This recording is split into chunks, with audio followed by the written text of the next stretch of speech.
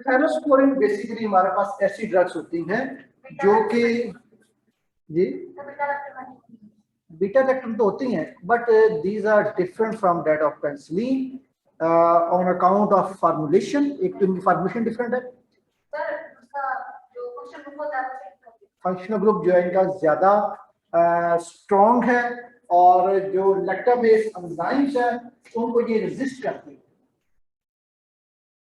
Lactamase enzyme इनको destroy जल्दी नहीं कर पाता। It mean these are better as compare to the penicillin. Penicillin क्या करती है, उसकी जो रिंग होती है that can be destroyed by the lactamase enzyme, but cephalosporins resist the action of lactamase enzyme. Therefore, they are better as compared to the penicillin. We have divided into 4 generations: first, second, third, fourth. On the basis of their action, उनका spectrum जो है उसके accordingly हम उसको 4 generation divide कर। जी First generation have more activity against gram-positive bacteria and less activity against gram-negative. As we go from second to third and fourth, there will be increased in the action against gram-negative bacteria. Gram-negative bacteria against इसका action बढ़ता जाएगा, increase होता जाएगा। Clear है? ये बात basic थी जो है लास्ट लेक्चर में।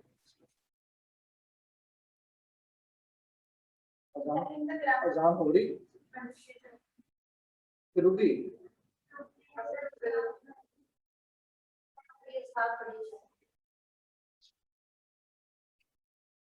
होगी है जब होगी तो जी। एक तो हमने पढ़ा सेफेलोस्पोरिन के स्पेक्ट्रम के बारे में, हमने उनको डिवाइड किया उसको जनरेशन में कार्बन के स्पेक्ट्रम।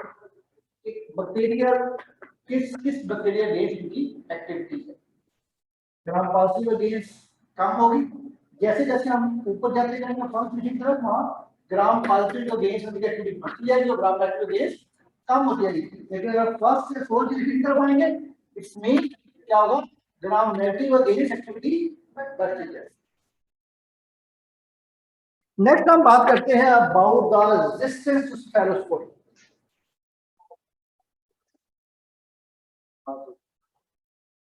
रेजिस्टेंस टू सेफेलोस्पोरिन का मतलब क्या होगा कि हमारे पास सेफेलोस्पोरिन की रेजिस्टेंस के कौन कौन से मैकेनिज्म हैं जो कि बैक्टीरिया के अंदर प्रोड्यूस हो रहे हैं। कौन कौन से मैकेनिज्म प्रोड्यूस हो रहे हैं? फर्स्ट ऑफ ऑल हमारे पास जो सेफेलोस्पोरिन्स हैं not susceptible to hydrolysis by the staphylococcus penicillinase. Staphylococcus penicillinase एक एंजाइम है जो कि बैक्टीरिया के अंदर मौजूद है, स्टेफिलोकोकस के अंदर मौजूद है। वो जो है इनको हाइड्रोलाइज नहीं कर पाता सेफेलोस्पोरिन्स को। पहली बात ये होगी। Cephalosporin may be susceptible to extended spectrum lactamases. Normally तो लैक्टामेसिस इनको डिस्ट्रॉय नहीं करते, लेकिन जो एक्सटेंडेड स्पेक्ट्रम होंगे उनके अगेंस्ट इसकी वर्किंग है। एक्सटेंडेड का मतलब क्या होगा कि हमारे पास जो कि ज्यादा ब्रॉडर जिनका स्पेक्ट्रम होगा। थर्डली हमारे पास impermeability to the antibiotic to reach the its site of action। कि हमारे पास impermeability है कि एंटीबायोटिक इनसाइड द बैक्टीरिया पहुंच सके फॉर इट्स एक्शन। ठीक है, यानी उसकी एब्जॉर्प्शन ना हो इनसाइड द बैक्टीरिया, तो उसे हम कहेंगे इम्परमेबिलिटी। वो परमेबल नहीं है, वो सेल मेम्ब्रेन जो है बैक्टीरिया की उसको क्रॉस नहीं कर पाता। फोर्थली बात आ गई alteration in penicillin binding proteins. Antibiotic bind with low affinity. क्या मतलब होगा कि अगर पेनिसिलिन बाइंडिंग प्रोटीन जिनके साथ जाके बाइंड करना है इसमें सेफेलोस्पोरिन्स में, अगर उनमें कोई मॉडिफिकेशन हो गई है, कोई चेंज प्रोड्यूस हो गई है, तब हमारे पास क्या होगा, ये ड्रग जाके बाइंड नहीं करेगी। जब ये बाइंड नहीं करेगी तो इनका एक्शन नहीं। लास्ट पॉइंट है elaboration of beta lactamases that can hydrolyze the beta lactam ring and inactivate the cephalosporin, most prevalent mechanism. Elaboration of beta lactamases क्या मतलब है? कुछ लैक्टमेसेस रहते हैं जो कि cephalosporin को इनएक्टिवेट कर सकते हैं, उसको डिस्ट्रॉय कर सकते हैं। तो अगर हमारे पास उनका मैकेनिज्म स्टार्ट हो जाएगा तो हम कहेंगे elaboration of beta lactam.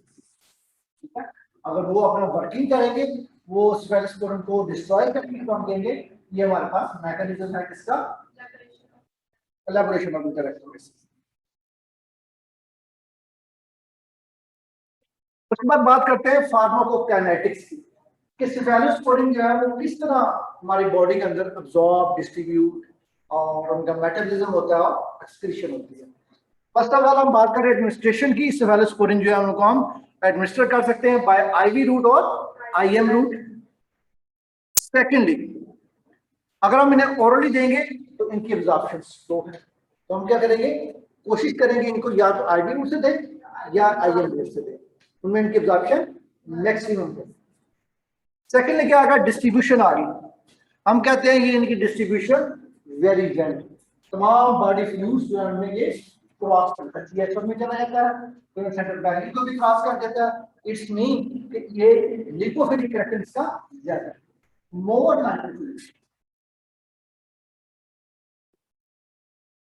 More lipophilic character है। इसकी वजह से क्या होगा, it can easily cross the blood-brain barrier and different cell membranes.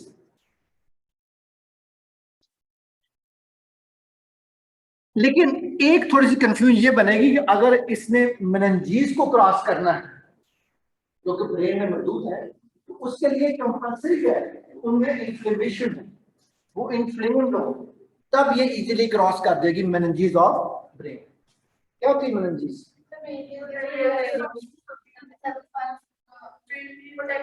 Protective layer होती है, उसे हम मेनिंजीज का नाम देते हैं।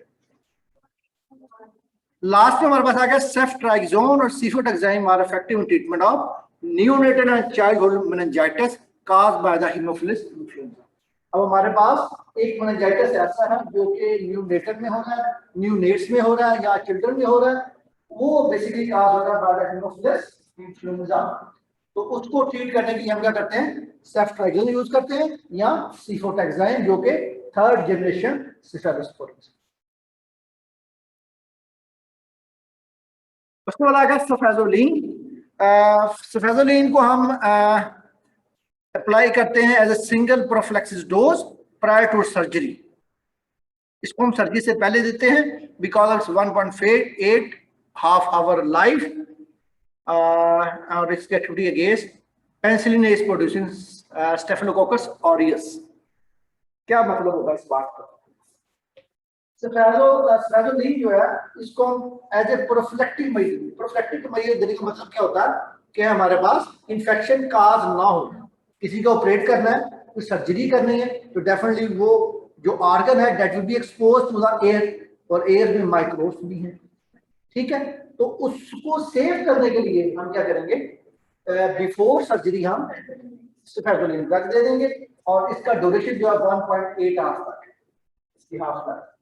इट्स मीन कि हम अबाउट 2 आवर्स तक जो है वो पेशेंट को उस कंडीशन में रख सकते हैं कि वो ऑपरेट होता रहे, यानी कुछ अगर सर्जरी कोई माइनर सर्जरी है उसके लिए सफेजोलिन को हम before surgery as a prophylactic measure इसको दे सकते हैं। Secondly additional intraoperative sphazolin doses may be required if the surgical procedure lasts longer than 3 hours. अगर सर्जरी जो मेजर है it will take more time, तो हम क्या करेंगे, उसकी फर्दर डोजेस भी दे ताकि इन्फेक्शन का। Sphazolin is effective for most surgical procedure including orthopedic surgery because of its ability to penetrate bone. All cephalosporins cross the placenta. ठीक है, तो जो भी सर्जरी होगी क्योंकि इसकी एब्जॉर्प्शन बहुत जरूरी है, अगर किसी के जॉइंट्स का मसला है, बोन की ब्रेकेज है, उसको ट्रीट कर रहे हैं, उसको ऑपरेट कर रहे हैं, तो डेफिनेटली क्या होगा, हम अगर इसको देंगे तो इसकी एब्जॉर्प्शन बोन में बड़ी अच्छी है। तो बोन में अब इंफेक्शन होने के चांसेस क्या कर देंगे हम, मिनिमाइज कर देंगे।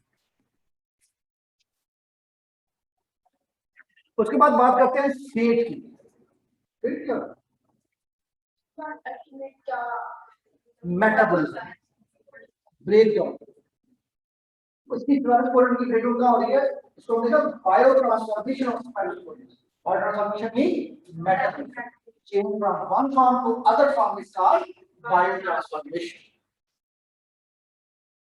अब इसके हमारे पास इसकी जो बायो ट्रांसफॉर्मेशन है that is not clinically important, elimination होती है थ्रू ट्यूबुलर सिक्रीशन और ग्लोमेरुलर फिल्ट्रेशन, ठीक है। और उसके अलावा इसकी जो डोजेस है इसको हम एडजस्ट करते हैं in case of severe renal failure to guard against accumulation and toxicity. अगर किसी को रीनल प्रॉब्लम है, किडनी फेलियर हो चुका है और यूरिनेशन नहीं हो रही, इट्स मीन कि जो हमारे पास ड्रग होगी that could not be expelled from the body, उसमें क्या करेंगे हम डोज एडजस्ट करेंगे, मिनिमम डोज देंगे ताकि उसकी टॉक्सिसिटी का ना हो। Ceftriaxone is excreted through the bile into the feces and therefore is frequently employed in patient with renal insufficiency, ठीक है। जिनको रीनल प्रॉब्लम है उसको हम अगर सेफ्ट्राक्सोन देंगे तो दैट विल बी बेटर, क्योंकि उसका रूट ऑफ एक्शन जो है दैट इज डिफरेंट, वो बाइल की फीड हो रही है in the feces as compared to the going toward the kidney, ठीक है। उसकी एक्सक्रीशन बाइल के थ्रू हो रही है, इसलिए किडनी के पेशेंट में सेफ्ट्राक्सोन जो है that is safer.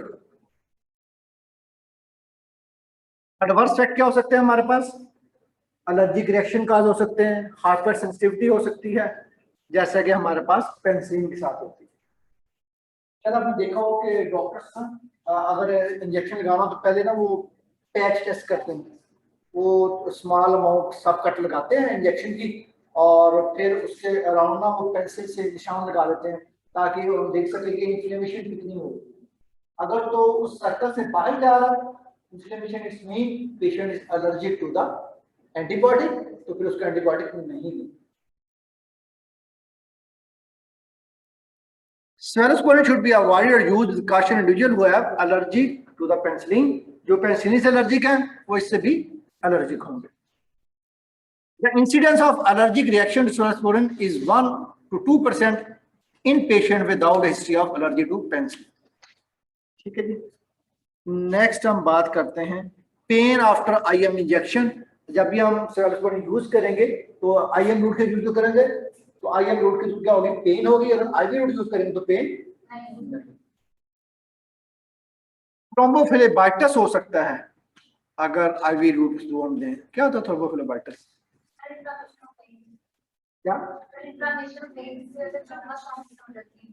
Thrombus formation हो जाती है, क्या होता है थ्रोम्बस फॉर्मेशन, ब्लड क्लॉटिंग हो सकती है और समटाइम एयर एंट्रैपमेंट हो सकती है अगर आईवी रूट हम दें, ठीक है। एयर एंट्रैप हो जाए that can lead to death, death भी काज हो सकती है अगर एयर एंट्रैपमेंट हो जाए ज्यादा। डायरिया भी हो सकता है और उसके अलावा रैशेस है, एनाफ्लेक्सिस है, एंजियोडीमा है, अस्थमा और अर्टिकेरिया। एंजियोडीमा क्या होता है, लिप्स के अराउंड अगर इन्फ्लेमेशन हो जाए उसे हम एंजियोडीमा का नाम। थेराप्यूटिक यूज की बात करते हैं। फर्स्ट जनरेशन जो है that is effective against the skin and soft tissue infections. Surgical prophylaxis, first generation drug are preferred for prophylaxis in procedure in which skin flora are likely pathogens. Second generation जो है that has replaced by the third generation for gram negative infections. जो first generation है वो mostly skin infection के लिए हम use कर रहे हैं, लेकिन जो सेकंड जनरेशन है वो उसका ग्राम नेगेटिव अगेंस्ट इफेक्ट तो है, लेकिन थर्ड जनरेशन ने क्या कर दिया, उसको रिप्लेस कर दिया because third generation is more effective as compare to the second generation. ये बच्चे जहां तक किसी के माइंड में कोई क्वेश्चन है तो आप पूछ सकते हैं।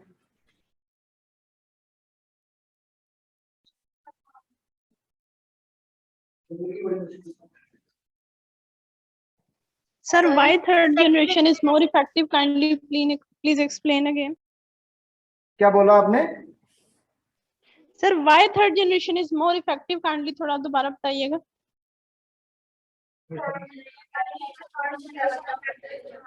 हाँ, थर्ड जनरेशन इसलिए इफेक्टिव ज्यादा है क्योंकि इसका ग्राम नेगेटिव अगेंस्ट ज्यादा इफेक्ट है. सेकंड जनरेशन का इफेक्ट जो है as compare to third generation कम है. ग्राम पॉजिटिव के अगेंस्ट तो है लेकिन ग्राम नेगेटिव के अगेंस्ट सेकंड जनरेशन का एक्शन कम है. Therefore third generation has replaced the second generation. अब डॉक्टर क्या करते हैं, सेकंड जनरेशन देने के बजाय डायरेक्टली थर्ड जनरेशन इसलिए देते हैं ताकि जल्दी इफेक्ट प्रोड्यूस हो और उनकी प्रैक्टिस भी चमके. नहीं, फोर्थ को हम मोस्टली यूज करते हैं ड्यूरिंग सर्जिकल ऑपरेशन या जब रेजिस्टेंस इतनी डेवलप हो रही हो कि बाकी ड्रग अफेक्ट ना कर रही हो, फिर हम फोर्थ यूज. सिवियर केसेस में जब बाकी एंटीबायोटिक जो है तीनों जनरेशन फेल हो जाए तो फिर मजबूरन में फोर्थ यूज करना पड़ता है. Okay, sir. ओके, वेलकम जी. आप क्या बोल रहे हैं?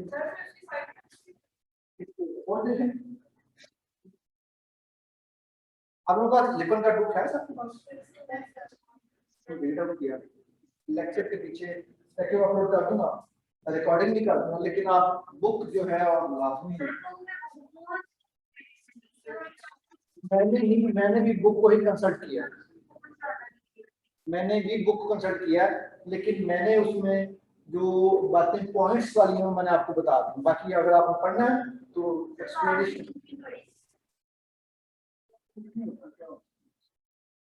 मैंने पहले बार समझना एक बार नीचे हाथ लगाना कौन सारी. ठीक है, हम मेहनत करना ही चाहते हैं. बड़े कम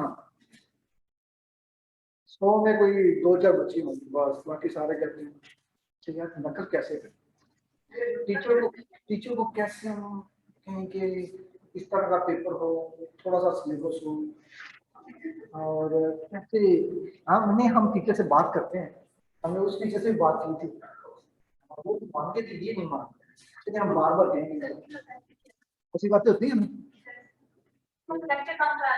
हाँ, बड़ा फिर व्हाट्सएप ग्रुप में आज कौन बात कर रही है.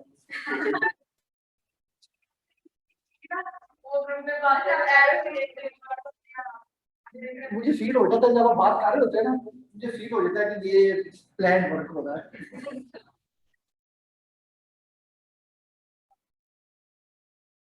थर्ड जनरेशन की हम बात कर रहे हैं. थर्ड जनरेशन जो है मोस्टली इसको हम यूज करते हैं फॉर ट्रीटमेंट ऑफ गोनोरिया और 250 मिलीग्राम डोज यूज करते हैं IM सिंगल डोज और IV सेफ्ट्राक्सोन यूज करते हैं फॉर एंटेरिक फीवर. आपने नाम सुना होगा ऑक्सीडिल इंजेक्शन का, शायद किसी ने सुना होगा. ऑक्सीडिल इंजेक्शन जो है normally that contains ceftriaxone. Brand name है ऑक्सीडिल और जो फार्मूला है उसका वो क्या है सेफ्ट्राक्सोन. गोनोरिया की डिजीज है, सेक्सुअली ट्रांसमिटेड डिजीज. ये बैक्टीरिया मैंने बताया भी था लास्ट लेक्चर में. तो हमने वो सारे बैक्टीरिया पढ़े थे, वो एक बड़ी सी डायग्राम बनी. निजीरिया गोनोरिया और निजीरिया मेनिंजाइटिस दो तरह के होते हैं.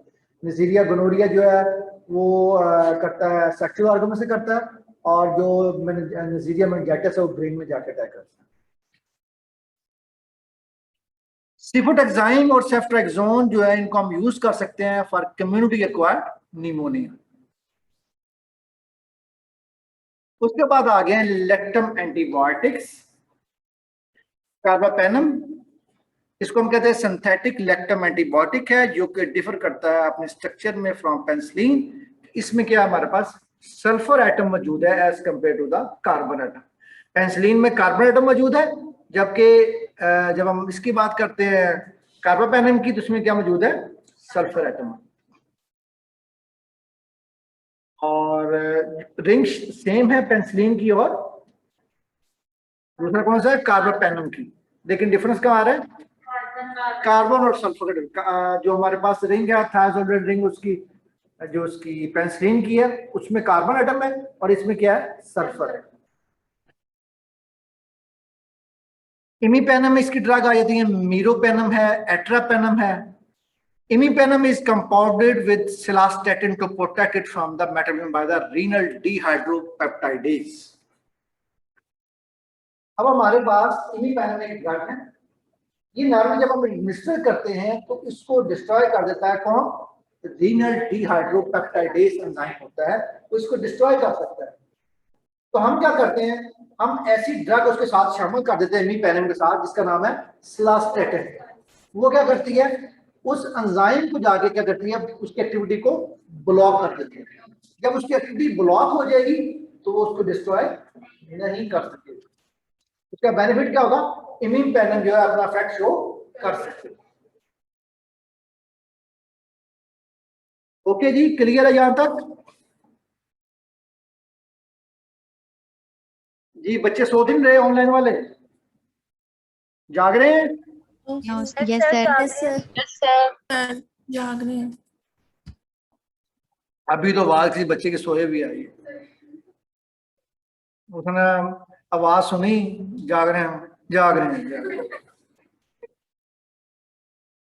जी नेक्स्ट हम बात करते हैं एंटी बैक्टीरियल स्पेक्ट्रम। इमीपेनम और सिलास्टेटिन और इसी तरह मीरोपेनम जो है इनका ब्रॉडर स्पेक्ट्रम है लैक्टम एंटीबायोटिक प्रिपरेशन में। और इमीपेनम जो है नॉर्मली रेजिस्ट करती है लैक्टामेसिस को, कि इसको लैक्टामेस एंजाइम डिस्ट्रॉय नहीं कर पाता।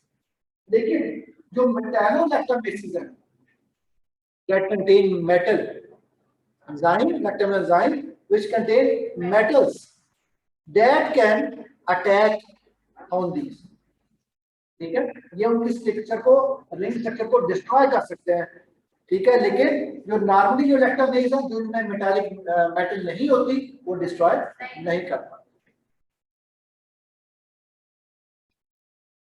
That play important role and it is active against penicillinase producing gram positive and gram negative organisms। और इसके अलावा एनारोब्स के अगेंस्ट भी ये वर्क करती है। एम्पेरिक थेरेपी होगा कि स्पेसिफिक थेरेपी,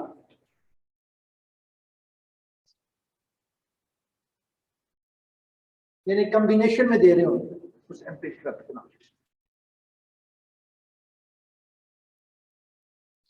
उसके अलावा स्यूडोमोनास एरोजिनोसा, उसके अगेंस्ट इसकी वर्किंग है।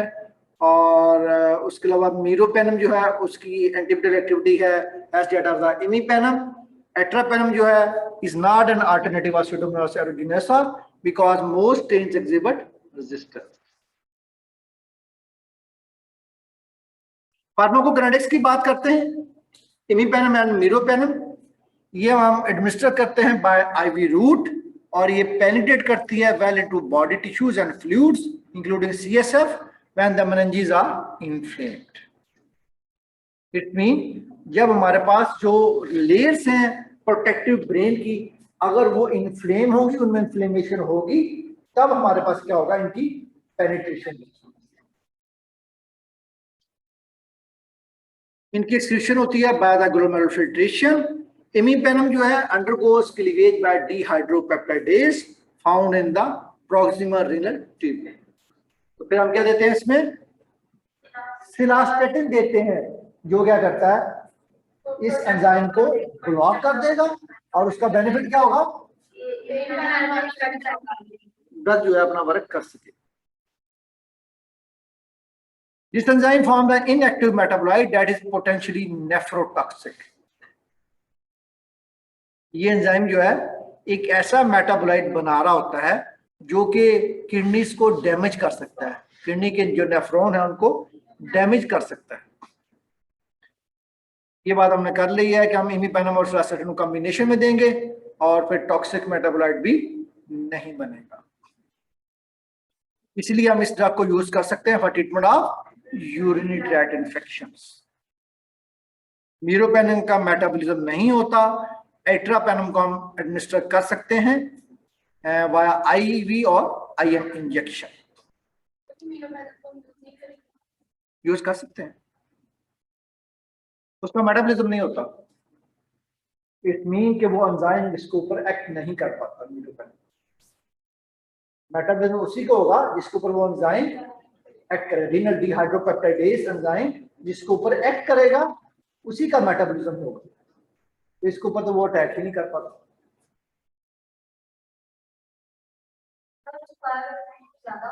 हाँ, उसकी बायोलॉजी ज्यादा। एडवर्स इफेक्ट क्या होंगे इमीपेनम और मीरोपेनम के? नोजिया, वोमिटिंग, डायरिया, इओजिनोफिलिया हो सकता है, न्यूट्रोपिनिया हो सकता है, और हाई लेवल ऑफ इमीपेनम जो है वो उनसे सीजर काज हो सकता है। लेकिन जो मीरोपेनम है उससे चांसेस कम होते हैं सीजर काज होने के। लैक्टामेज इनहिबिटर ये मैंने आपको पहले भी बताया है। हमारे पास क्लेवोलेनिक एसिड है, साल्बेक्टम है और टेजोबेक्टम है। ये तीनों जो है हमारे पास, दीज आर नॉट एंटीबायोटिक्स। ये बैक्टीरिया को डिस्ट्रॉय नहीं करते, लेकिन क्या करते हैं, ये हमारे पास लैक्टामेज एंजाइम की एक्टिविटी को ब्लॉक कर देते हैं। बीटा लैक्टामेज एंजाइम की एक्टिविटी को ब्लॉक कर देंगे, जिसका रिजल्ट क्या होगा? हाँ, जो हमारे पास रिंग है, लैक्टम रिंग डिफरेंट एंटीबायोटिक्स की, वो डिस्ट्रॉय नहीं होगी। और इसका रिजल्ट क्या होगा हमारे पास? Antibiotic can work ineffective.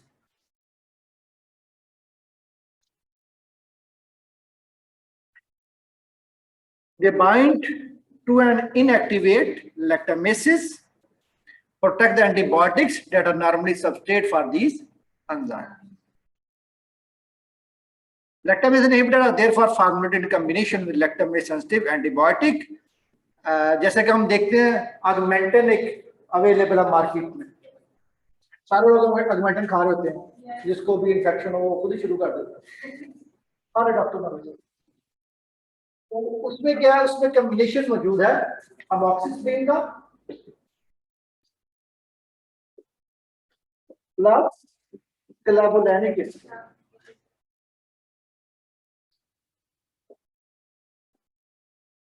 ये कॉम्बिनेशन क्या कर रहा है, इसकी वजह से क्या हो रहा है, अमॉक्सिसिलिन जो है that is being saved with the help of clavulanic acid. Clavulanic acid क्या कर रहा है, उस एंटीबायोटिक को सेव कर रहा है, प्रोटेक्ट कर रहा है।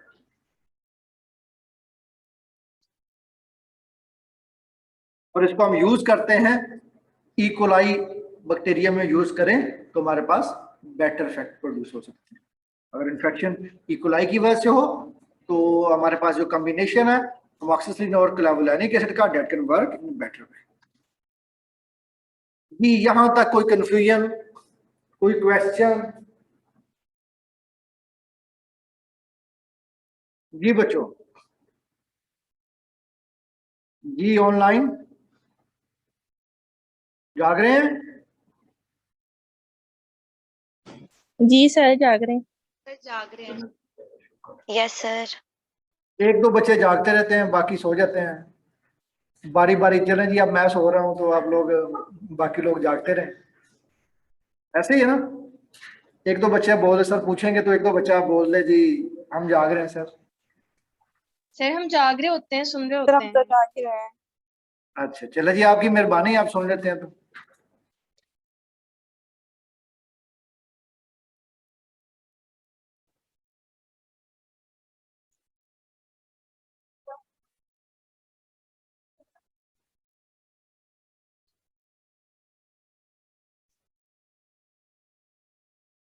जी नेक्स्ट हम बात कर रहे हैं वैंकोमाइसिन की। वैंकोमाइसिन बड़ी इंपॉर्टेंट ड्रग है। इस लिहाज से इंपॉर्टेंट है, ऐसे बैक्टीरिया जो कि डिफरेंट एंटीबायोटिक्स को रेजिस्ट कर रहे हैं, उनको ट्रीट करने के लिए हम वैंकोमाइसिन यूज करते हैं। फॉर एग्जांपल, अगर कोई हॉस्पिटल में कोई पेशेंट है और उसे कोई डिजीज, कोई इन्फेक्शन काज हो चुकी है due to the admission in the hospital, तो और हम डिफरेंट एंटीबायोटिक्स दे रहे हैं और वो क्योर नहीं हो रहा, तो हम क्या करेंगे, फिर वैंकोमाइसिन को एडमिनिस्टर करेंगे। हमारे पास MRSA का ट्रीटमेंट यूज करते हैं हम, MRSA और MRSE, ये डिफरेंट टाइप्स ऑफ बैक्टीरिया हैं इनको हम यूज करते हैं ट्रीट करने के लिए। एमआरएसए नहीं, methicillin resistance staphylococcus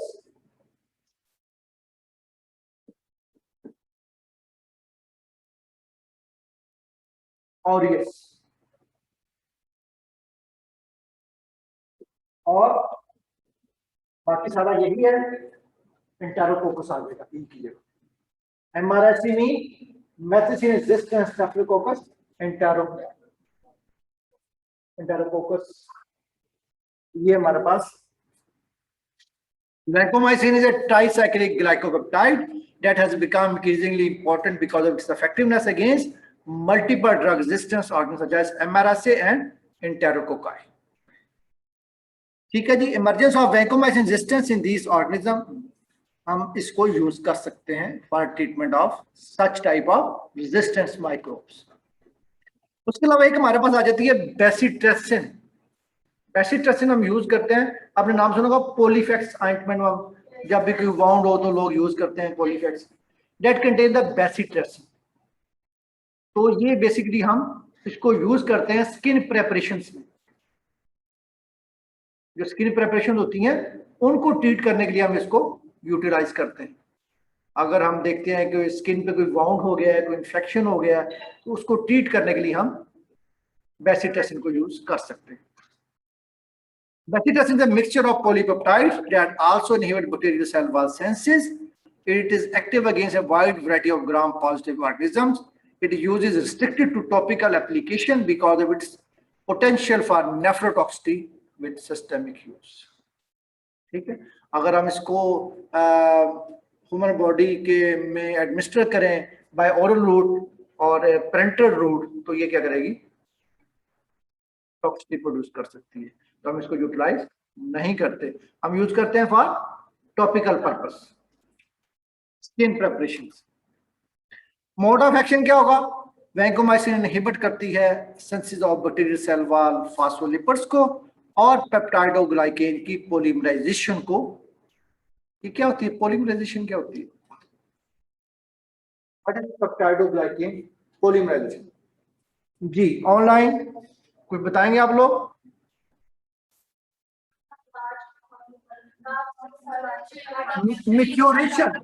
maturation of molecule, polymerisation में मेच्योरेशन होती है मॉलिक्यूल की। तो ये क्या करेगी, पेप्टाइडोग्लाइकेन की मेच्योरेशन को ब्लॉक करते हैं। ठीक है, जब उसकी फॉर्मेशन ही ब्लॉक हो गई तो फर्दर मेच्योरेशन कैसे होगी? Binding to D-alanine side chain of the precursor pentapeptide, ये एक चेन होती है, डी-एलानिन उसके साथ बाइंड करते हैं। This prevents the transglycosylation step in the peptidoglycan polymerisation.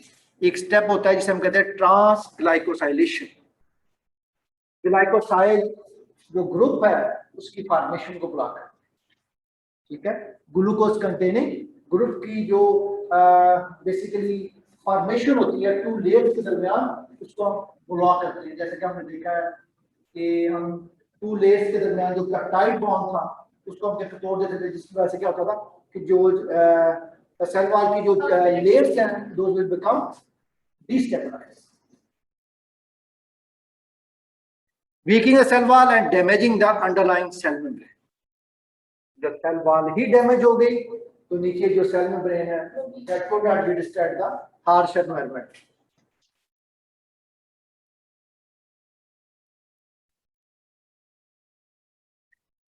Next हम बात करते हैं वही बात जो ऑलरेडी आपको बता चुका हूं, एंटीबैक्टीरियल स्पेक्ट्रम की। एक तो एमआरएसए के अगेंस्ट वर्क कर रहा है और एक एमआरएसई के अगेंस्ट वर्क कर रहा है। ओके जी, यहां तक कोई क्वेश्चन किसी के माइंड में, कोई बात समझ में ना आई हो? जी ओके, ठीक है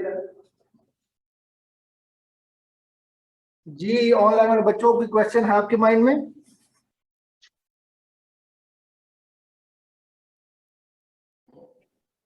no sir. No sir. Next start करें? Yes sir.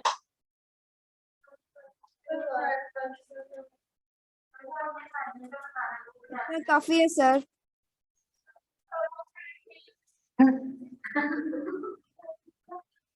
क्या हो गया आपको? सर काफी है आज के लिए। आपके सामने मैं दो तीन पंजाबी में सर फिर सब मिक्स हो जाता है, प्लीज सर आज के लिए काफी है। आप सब समझे कर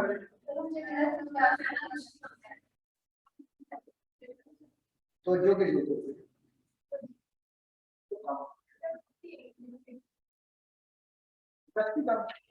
नंबर कितने आए हैं? मेरा नंबर नहीं क्या कर रहा है गलती नहीं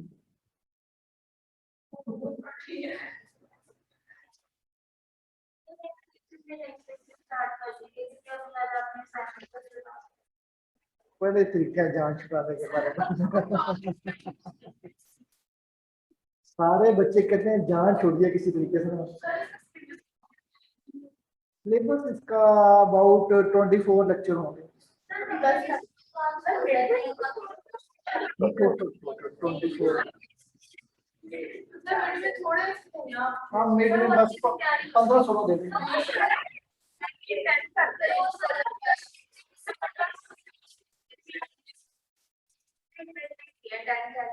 मैं सबको ठीक करवाता हूँ, करना चाहिए। मैं डॉक्टर साहब से मिलता हूँ, सारी जो टीचर कर रहे हैं मैं कोर्स कर रहा हूँ उनके खिलाफ एक्शन लिया जाए।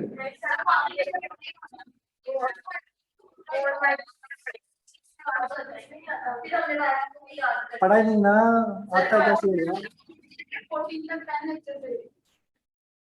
4 से लेके 14 तक आपकी बात सुन ली।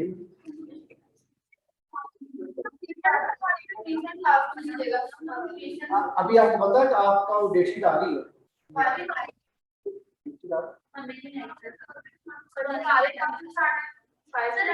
फार्माकोलॉजी का बड़ा दूर है, टेंशन में मैंने फार्माकोलॉजी में कोशिश करने की से पहले करता 90% सिलेबस खत्म।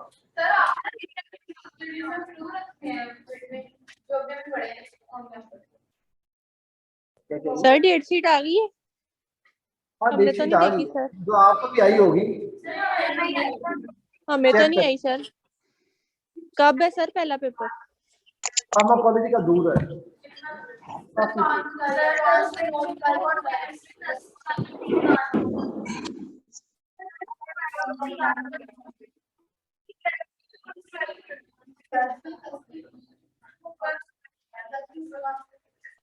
सर कब से स्टार्ट है मेट्स? प्लानिंग प्रॉपर नहीं हुई। नहीं प्लानिंग होती है हर स्टेप पे। हाँ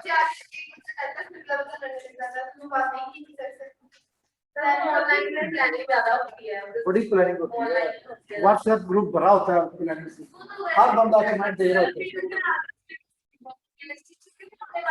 तो मैं अपनी वो वापस करो, वो क्या प्लानिंग मुझे नाम भूल गया था उसका। शैश, वो शैश वापस करो ना अपना।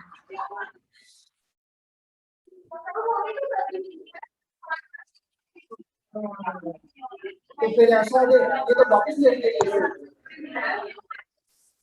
क्यों आपने थोड़ा तरला मिलते काट ली या फिर ऐसी नहीं फाइनल पूरा ही हो।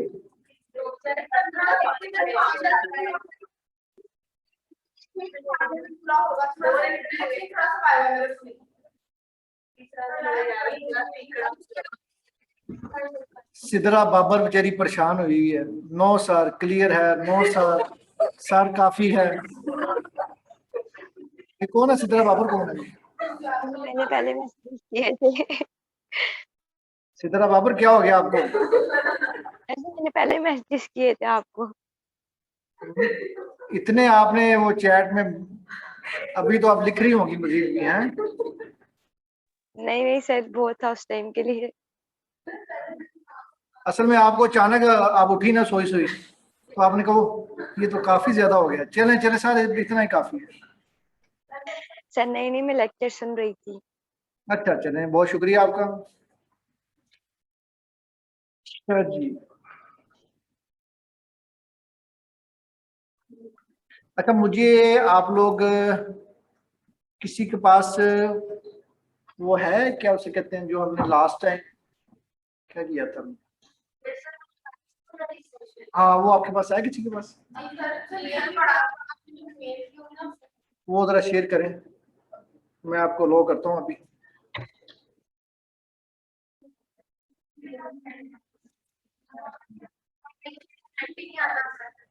हाँ, फिर मुझे करना पड़ेगा।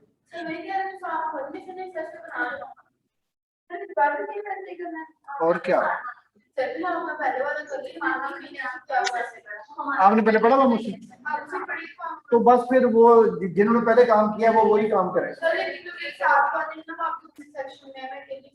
छोड़ दें उनको। हाँ वही करना, वही करना। नहीं बेहतर ये है कि आप ग्रुप में कर लें ताकि आपके लिए आसानी पैदा हो। मैंने नहीं करना सर।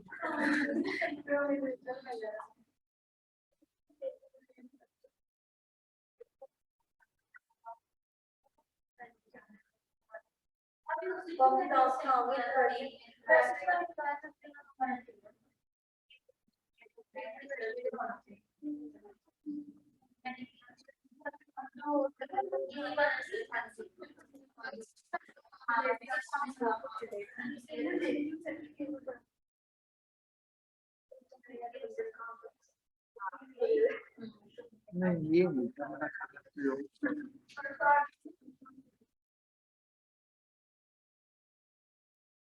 चलो इसको देख लेते हैं।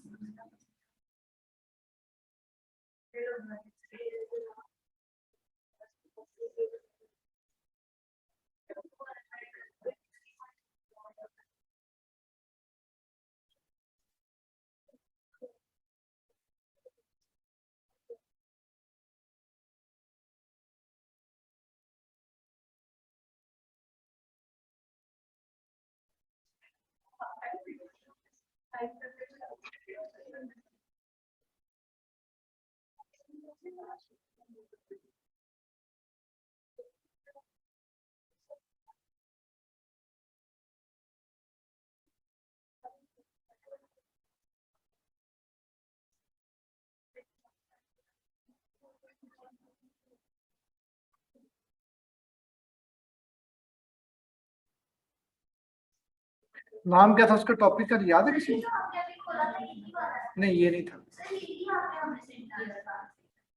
मैंने एक और सेंड किया उसमें पता नहीं मुझे वो उसमें प्रेस्क्रिप्शन के हवाले से काम हुआ है।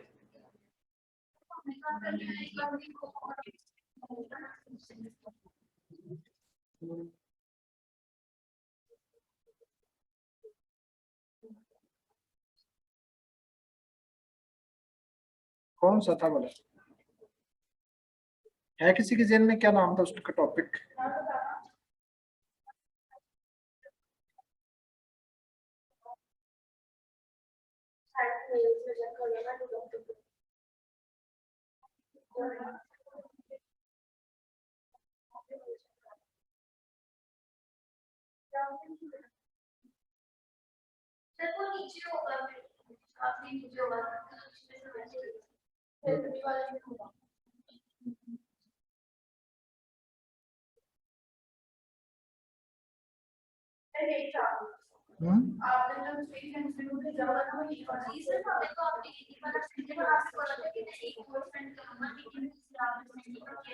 मैंने किया था, मुझे याद आ रहा है।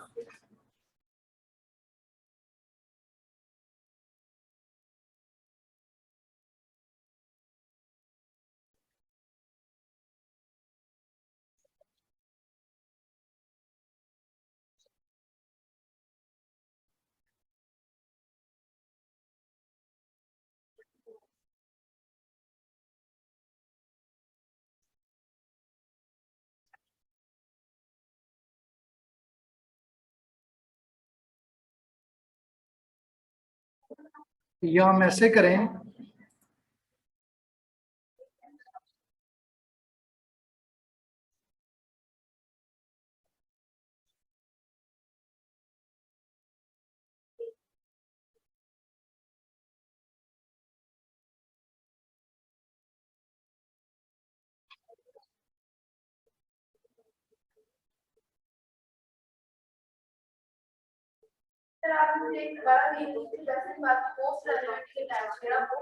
हाँ वो पूछ रहा हूँ, मिल गया, मुझे सेंड कर दो अभी।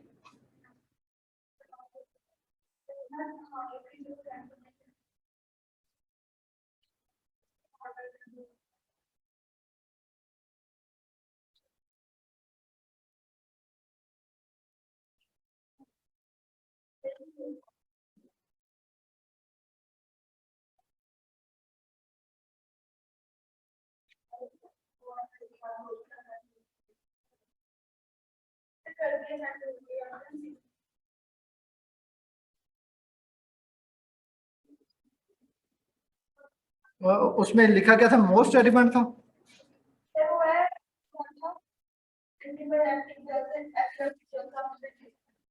नहीं नहीं, उसका टॉपिक का नाम क्या था, उसका मेल का क्या सब्जेक्ट क्या था?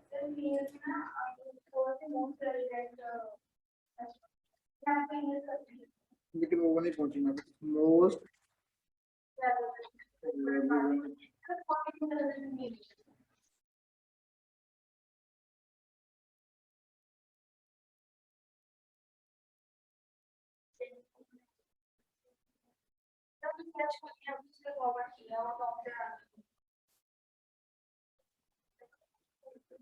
नहीं आ रहा।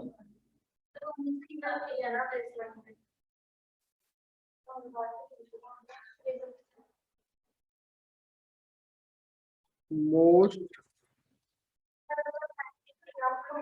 नहीं आ रहा, मोस्ट रेलिवेंट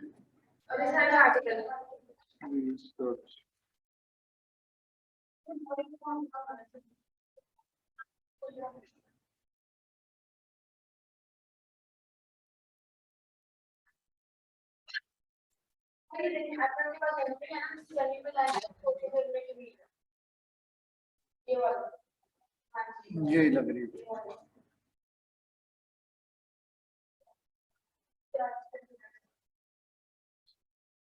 अच्छा जी, इसको शेयर करते हैं फिर आप लोगों के साथ।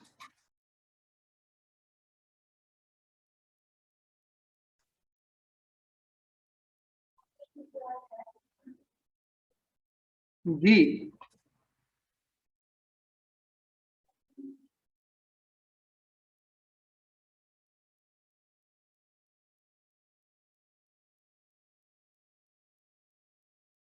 बच्चों, आपको ये विजिबल है, ये जो हम सर्च पेपर मैंने ओपन किया हुआ? Yes sir. Yes sir. अब इसमें देखें कि sir. यहाँ लिखा हुआ prescription patterns of anti epileptic drugs in southern Pakistan, A retrospective cohort study in tertiary care centres. तो इसमें बेसिकली हमने प्रिस्क्रिप्शन लेने हैं डिफरेंट प्लेसेस से, डिफरेंट हॉस्पिटल से, और उनको हमें चेक करना है कि कौन सी ड्रग जो है उसकी परसेंटेज ज्यादा यूटिलाइज हो रही है। फॉर एग्जाम्पल, हम एंटी हाइपरटेंसिव ड्रग की बात करते हैं, उसमें अगर हमारे पास प्रोपेनोलोल की परसेंटेज ज्यादा यूज हो रही है एज कंपेयर टू अदर, तो हम मेंशन करेंगे कि इसकी 60% यूज हो रही है, इसकी 40% हो रही है, इसकी 70% हो रही है। डिफरेंट ड्रग्स को हम लेके उसका ग्राफ बनाएंगे और उस ग्राफिकल प्रेजेंटेशन से हम इसको प्रूव करेंगे कि ये हमारे पास जो है ड्रग जो है that is more beneficial because it is used in more hospitals। ठीक है, वो डेटा कलेक्ट करेंगे और डेटा कलेक्ट करने के बाद हम क्या करेंगे, उसको एब्स्ट्रैक्ट की फॉर्म में लेके आएंगे। एब्स्ट्रैक्ट के बाद फिर हम क्या करेंगे, इंट्रोडक्शन देंगे उसका। इंट्रोडक्शन के बाद हमारे पास आ जाएगा रिजल्ट्स। ठीक है, उसमें मटेरियल मेथड आ जाएगा इंट्रोडक्शन के बाद, किस तरह की स्टडी डिजाइन की हुई है आपने, और उसके अलावा हम देखेंगे डिफरेंट ग्राफ्स देखें आप उन्होंने बनाए हुए हैं रिजल्ट्स में कि कौन सी ड्रग जो है वो ज्यादा परसेंटेज में हम यूटिलाइज कर रहे हैं। ठीक है, और उसके अलावा जो कम कर रहे हैं वो भी हमारे पास उसका ग्राफ भी मौजूद है, और ये हमारे पास एक डिटेल ग्राफ आ गया जो कि हमें बता रहा है कि डिफरेंट ड्रग्स जो हैं वो किस किस परसेंटेज में हम यूटिलाइज कर रहे हैं। ठीक है, और ये कंप्लीट ग्राफिकल प्रेजेंटेशन आ जाएगी। और इस ग्राफिकल प्रेजेंटेशन के बाद हमारे पास टेबल की फॉर्म में भी ड्रग आ जाएगी कि हम कौन कौन सी ड्रग यूज कर रहे हैं, और उसके बाद उसकी डिस्कशन है, डिस्कशन के बाद कंक्लूजन है, और फिर उसके रेफरेंसेस हैं। तो ये पेपर मैं सबको सेंड कर देता हूँ ताकि ये सबके पास ही अवेलेबल हो जाए। ठीक है, बेटे उतनी होगी अभी भी 25 मिनट के बाद हम लोग खुला टाइम लेंगे। सारे बच्चे अपने अपने टॉपिक सर्च कर लें कि हमने इस टॉपिक पे काम करना है। यहाँ जैसे कि एग्जांपल दिए हुए एंटी एपिलेप्टिक ड्रग्स की, तो आप एंटी शिजोफ्रेनिक ड्रग की भी बात कर सकते हैं, या आप एंटी हाइपरटेंसिव की बात कर सकते हैं, आर्थराइटिस की बात कर सकते हैं, और ऑस्टियोपोरोसिस हो सकता है, रेस्पिरेटरी डिजीज के बारे में बात कर सकते हैं, और उसके अलावा कोई भी डिजीज आपके माइंड में आती है उसके नंबर ऑफ प्रिस्क्रिप्शन, डायबिटीज के बारे में बात कर सकते हैं। लेकिन डेटा आपका ठीक होना चाहिए। अगर मुझे पता चल जाएगा कि डेटा आपने कहाँ से कलेक्ट किया और किस वे से कलेक्ट किया है। ठीक है, तो काइंडली कोशिश कीजिएगा कि अपना टाइम ज़ाया ना करें और फिर जो है अपने मार्क्स भी डिडक्ट ना करवाइएगा इस तरह करके। सर एक दफा रिपीट कर दें, कैसे मतलब आपने सब बताया किस तरह बनानी? आपने डिफरेंट डॉक्टर्स को अप्रोच करना है, या आप हॉस्पिटल में जाएं और उनसे बात करें कि हमारे पास हम ये डेटा कलेक्ट करना चाह रहे हैं, इस डिजीज के हवाले से हमें प्रिस्क्रिप्शन चाहिए, तो वो प्रिस्क्रिप्शन आपको वहां से मिल जाएंगे इंशाल्लाह। उम्मीद तो यही है, वरना अगर आपको कोई डिफिकल्टी होती है तो आप मुझसे कोई लेटर भी डिपार्टमेंट की तरफ से मैं इशू करवा दूंगा आपको। ठीक है, तो आप वो लेटर भी दिखा सकते हैं, जहां भी आप जाएंगे तो आप वो लेटर दिखा के आपको वो डेटा मिल सकता है। ठीक है, हॉस्पिटल प्राइवेट भी हो सकते हैं, गवर्नमेंट भी हो सकते हैं, तो आप इनमें ट्राई कर सकते हैं। तो आपको इंशाल्लाह डेटा मिल जाएगा। जब डेटा मिल जाएगा तो फिर उसको आपने कंपाइल कर लेना डेटा को इस पेपर की फॉर्म में। ठीक है सर कितनी प्रिस्क्रिप्शन होनी चाहिए? और सर प्राइवेट भी हो सकती है, मतलब प्राइवेट डॉक्टर को चेक करवाते हैं हॉस्पिटल? गवर्नमेंट भी हो सकती है, लेकिन वो जेन्युइन हो, उसके ऊपर जैसे कि वो पेशेंट नेम है, उसकी एज वगैरह लिखी हो, ताकि हमें पता चले कि ये वाकई प्रिस्क्रिप्शन है, 2 नंबर ही ना हो उसमें। सर कितनी होनी चाहिए? सर डिजीज हम अपने खुद ही सिलेक्ट करेंगे? आप 50 के करीब रखें इसको, नंबर ऑफ प्रिस्क्रिप्शन जो है 50 हो जाएगी। सर डिजीज हम खुद ही सिलेक्ट करेंगे? डिजीज आपने खुद सेलेक्ट करनी है। ठीक है सर। और सर किसी एक ग्रुप में कितने बच्चे होने? आप लोग मुझे ग्रुप बना के सेंड कर दें। आज डेट होगी है 23 होगी, 24 होगी, 24 हो गई है। 24 जुलाई तक की आपके पास टाइम, खुला टाइम दे दिया मैंने आपको 1 मंथ का। सर और एक ग्रुप में कितने बच्चे होने चाहिए? एक ग्रुप में आप देख लें कि आप 5 से ज्यादा ना हो, चलिए ठीक है, थैंक यू सर।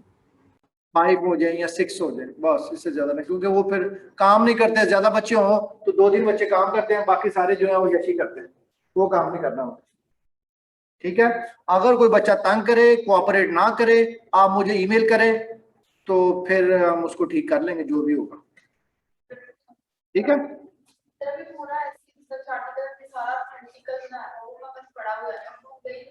आपने अगर आपके पास वो पढ़ा उसको आपने मॉडिफाई करना है। सर जी जी जी, बोलें, बात करें। सर मैंने आपको अटेंडेंस भेज दी है। आप अटेंडेंस भेजने में बहुत माहिर हैं इकरा, आपकी तो पीएचडी होगी अटेंडेंस भेज भेज के।